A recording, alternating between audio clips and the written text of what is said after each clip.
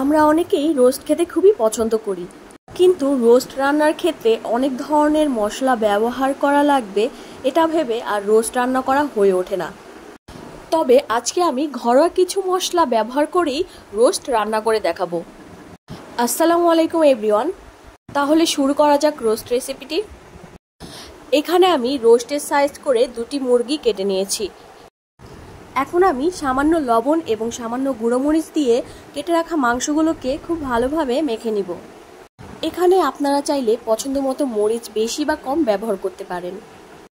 এখন আমি একটি কড়াইয়ে মাংসগুলোকে ভাজার জন্য তেল দিয়ে দিব এবং তেলটি গরম হয়ে গেলে একে একে আমি সব মাংসগুলো দিয়ে দিব।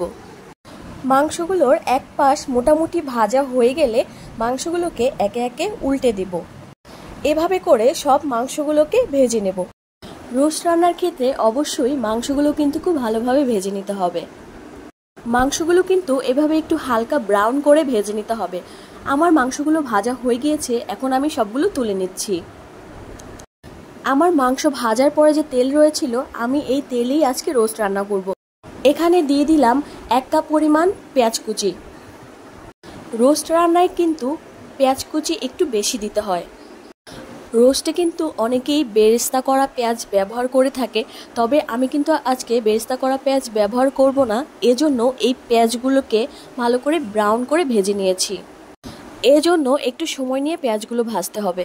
এখানে আমি দিয়ে দিলাম 3 টেবিল চামচ আদা বাটা এবং 2 টেবিল চামচ রসুন বাটা। এখন এই মশলাগুলোকেও একটু নেড়ে চেড়ে ভেজে নিতে হবে। আর এখানে আমি হাফ কাপের মতো বাদাম বেটে পেস্ট করে নিয়েছি এবং এখান থেকে আমি দিয়ে দিলাম প্রায় হাফ কাপের মতো বাদাম এবং 1 চা চামচ পরিমাণ জিরার গুঁড়া, 1 চা চামচ মরিচ গুঁড়া এবং স্বাদমতো লবণ। এখন সমস্ত মশলাগুলোকে আমি একটু নেড়ে চেড়ে ভালোভাবে তেলে ভেজে নিচ্ছি। মোটামুটি ভাজা হয়ে গেলে আমি এখানে কিছু গরম মশলা অ্যাড করে দিব। এখানে আমি দিয়ে দিচ্ছি সামান্য কিছু দারচিনি এবং এলাচ দিয়ে আমি আবার ভালো করে নেড়ে চেড়ে দিচ্ছি। এখন আমি এই মশলাগুলোকে ভালোভাবে কষানোর জন্য দিয়ে দিলাম পানি। এখানে আমি হাফ কাপের মতো পানি অ্যাড করেছি। কিছুক্ষণ নেড়ে চেড়ে দেওয়ার পর এখানে আমি 2 টেবিল চামচ পরিমাণ টমেটো সস অ্যাড করে দিব। রোস্ট রান্নার ক্ষেত্রে অবশ্যই কিন্তু টমেটো সসটা ব্যবহার করতে হবে। এখন এই মশলাগুলোকে একটু ভালোভাবে নেড়ে চেড়ে কষাতে হবে। আর এই কাজটা কিন্তু অবশ্যই একটু সময় নিয়ে করতে হবে, কারণ রোস্টের ক্ষেত্রে মশলা যত ভালো কষানো হবে রোস্টের স্বাদও তত বেশি ভালো হবে। প্রায় 15 থেকে 20 মিনিটের মতো সময় নিয়ে এই রোস্ট মশলাটাকে কষাতে হবে। একটু সময় নিয়ে না কষালে কিন্তু মশলার গন্ধটা রয়ে যাবে, এজন্য সময় নিয়ে কষাতে হবে। আমার মশলা কষানো হয়ে গিয়েছে, এখন আমি একে একে ভেজে রাখা মাংসগুলো সব দিয়ে দিচ্ছি। মাংসগুলোকে একটু উল্টে পাল্টে মশলার সাথে ভালোভাবে মিশিয়ে নিতে হবে। এখন আমি এখানে 1 কাপ পরিমাণ পানি অ্যাড করে দিচ্ছি। রোস্ট রান্নার ক্ষেত্রে খুব বেশি পানি ব্যবহার করা যাবে না। এখন আমি একটি ঢাকনার সাহায্যে ঢেকে দিলাম প্রায় 10 মিনিটের জন্য।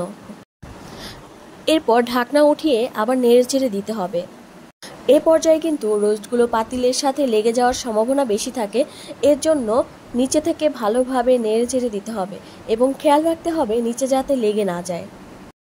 এখন আমি একটু রোস্টগুলোকে ভালোভাবে উল্টে পাল্টে নেড়ে চেড়ে দিচ্ছি যাতে মশলাগুলো সব জায়গায় ভালোভাবে মিশে যায়। এবং আমি কড়াইয়ের সমস্ত পানিটা শুকিয়ে নিব। দেখুন পানিটা কিন্তু কমে এসেছে এবং মাংসের তেল ওঠা শুরু করেছে। যখন মোটামুটি পানিটা শুকিয়ে যাবে, আমাদের রোস্টটা মোটামুটি হয়ে গিয়েছে। এখন আমি এখানে 2 টেবিল চামচ পরিমাণ গুঁড়ো দুধ অ্যাড করে দিচ্ছি। গুঁড়ো দুধগুলো এভাবে চারপাশে ছিটিয়ে দিতে হবে এবং রোস্টের সাথে ভালোভাবে মিশিয়ে দিতে হবে, একটু নেড়ে চেড়ে দিতে হবে। আমার রোস্টগুলো কিন্তু এখন হয়ে গিয়েছে, আমি কিছুক্ষণের মধ্যেই চুলাটা বন্ধ করে দিব। আমি একটু নেড়ে চেড়ে দিচ্ছি এবং খেয়াল রাখছি যাতে নিচে লেগে না যায় এবং কালারটাও কিন্তু আরও লোভনীয় হয়েছে। এভাবে একবার রোস্ট রান্না করে দেখুন, খেতে কিন্তু খুবই স্বাদ হয়। ভিডিওটি দেখার জন্য সবাইকে ধন্যবাদ। ভালো থাকবেন সবাই। আল্লাহ হাফেজ।